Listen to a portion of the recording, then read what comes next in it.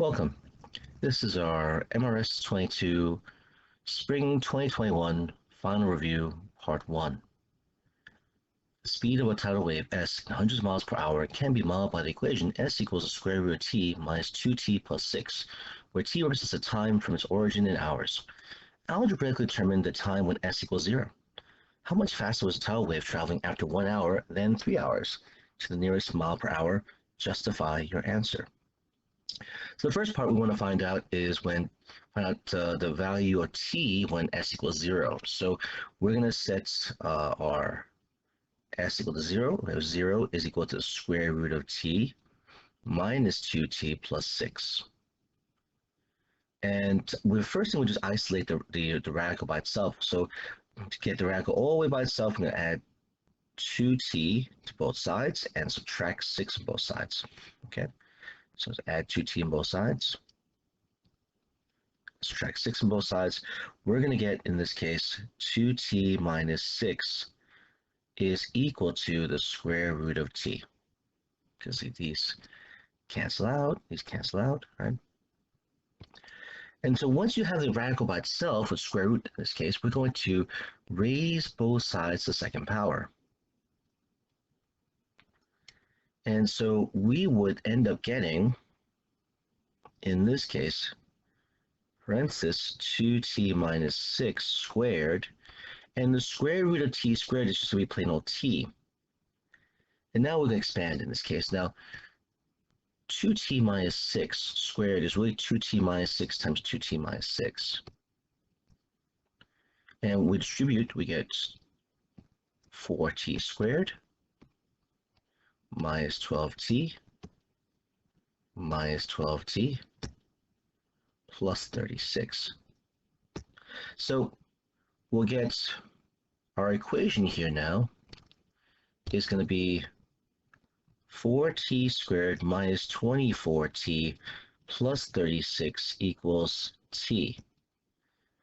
Now to solve this quadratic equation, we're going to subtract t on both sides, because we want to set the equation equal to 0. I'm going to bring this down a little bit here so we can get a little better view.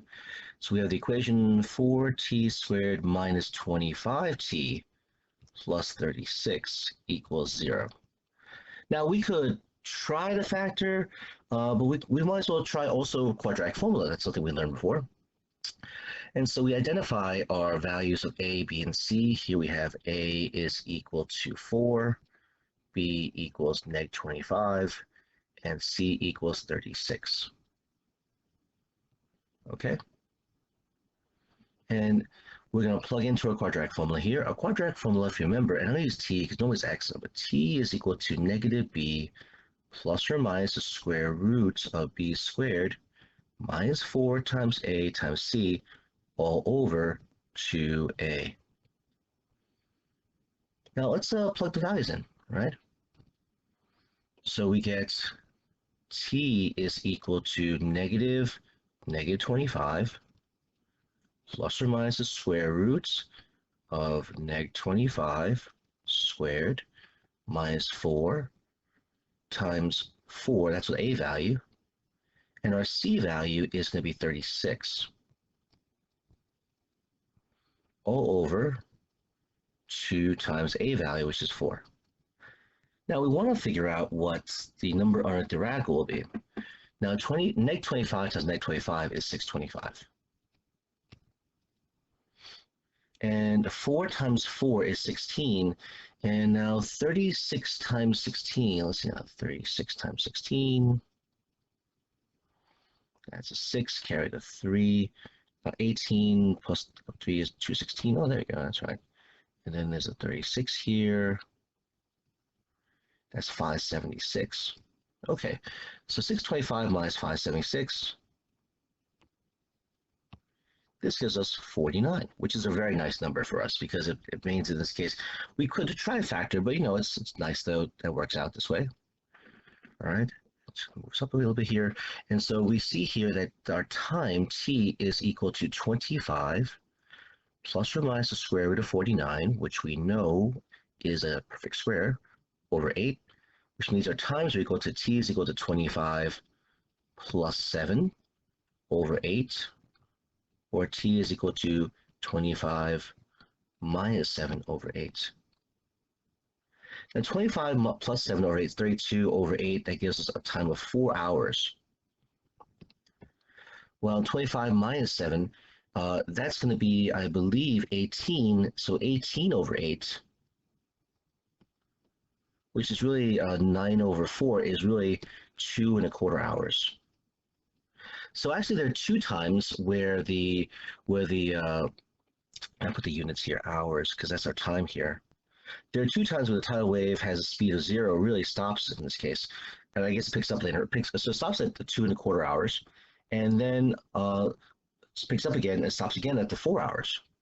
Out at C, I guess. So I'm gonna make this full page for you guys to see. This is our first part. Okay. Now I'm going to kind of group this all together. Okay.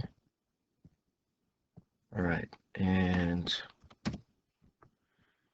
maybe shrink this so I can make some space for the other question. So I can leave this on. I'll leave this on the screen, but you guys can always go back and take a look at this later on, though, if you need to, because this is YouTube, and you can always go back and check. And by the way, just a note: if you find this video helpful, please give a like and subscribe to the channel. You may leave questions or comments in the comment section below. All right, and I appreciate any comments you have. You know what? So yeah, definitely. So again, having video, being able to watch this, maybe it's a review. Hopefully, it's helpful to you guys. Now for the second part here. How much faster was a tidal wave traveling after 1 hour than 3 hours? So it says really the idea is that the tidal wave should be traveling a little faster at 1 hour. So let's find out when t equals 1. When t equals 1, our s value is equal to the square root of 1 minus 2 times 1 plus 6. Well, that's equal to 1 minus 2 plus 6. That's equal to, well, it looks like 5. Right? Because 1 minus 2 is -1, -1 plus 6 is going to be 5. So 5 in hundreds of miles per hour. So we're going to reconcile that a little later, though. So its speed is not really 5 miles per hour, it's 500 miles per hour.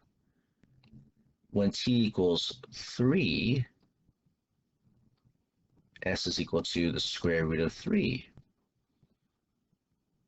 minus 2t, 2 times 3, plus 6.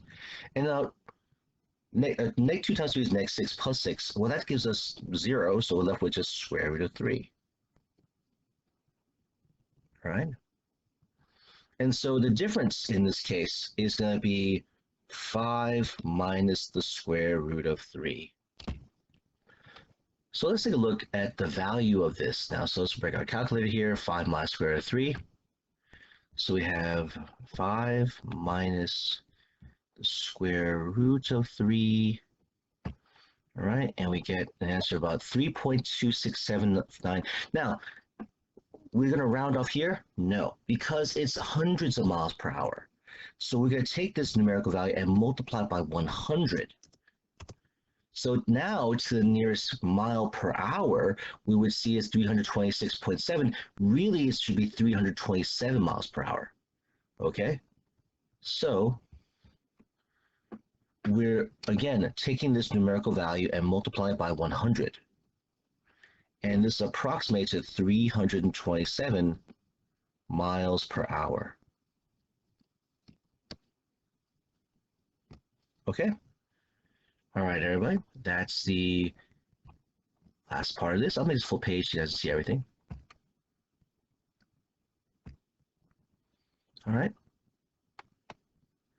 And that's our end of part 1, our first question here. So we should expect to see a problem for our final look just like this, very similar to this, and also with a radical equation, most likely you have to use quadratic formula. All right. All right, everybody, thanks so much for watching. If you have any questions or comments, leave in the comment section below. If you found this video helpful, please give a like. And if you have not done so already, subscribe to the channel. We're so close to our 200 mark, where I give away a Funko Pop to, in future videos. Okay, because once at 200, I'll be putting out set of videos there. We'll make it eligible and then close it out probably by the end of summer. And then, by school time, be able to give us away this Funko Pop I have of Lion Friends Brown uh, to the lucky winner. All right. So, but we need to hit 200 subscribers, so we're really close though. All right. Anyway, thanks for watching, everybody. We'll look out for part 2 or question number 2 and question number 3. All right. Take care, everyone. Good luck. See you in the next video.